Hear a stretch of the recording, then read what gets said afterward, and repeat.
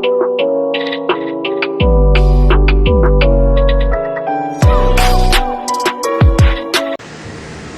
good morning mga kaibigan.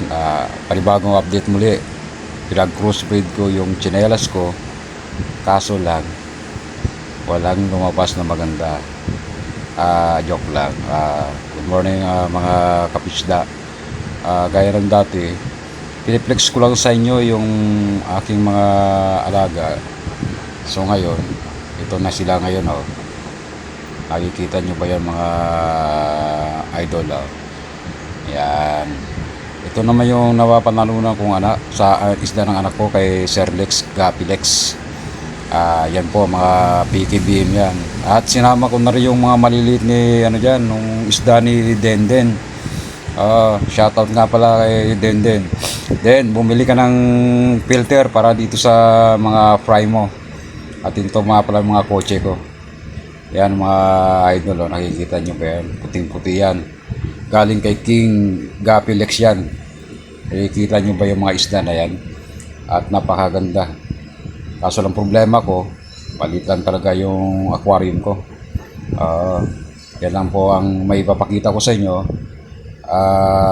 Talagang gustong-gusto ko talagang magparami ng ganito. Gaya ni Idol Gapilex. Marami na rin na humaling sa mga isda niya na mga PKBM. At nandito na naman po ang aking tsinelas.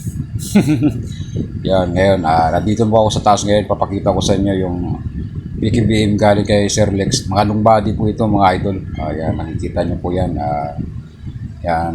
At ito naman po ang aking mga isda, mga gapis. Yung crossbreed ko sa Busek tsaka sa Yellow Banana. Kaso lang problema, hindi ko makuhanan sila ng magandang At ito naman ang aking pinagmamalaking mga pulmas. Yan, nakita nyo ba yan? Tumatakbo. Tumalangoy sila ng matulim. Yan, ayaw mong pakita. Mga pulmas na po yan. Inaantay ko lang po kung kailan sila mag-drop na mga fry nila.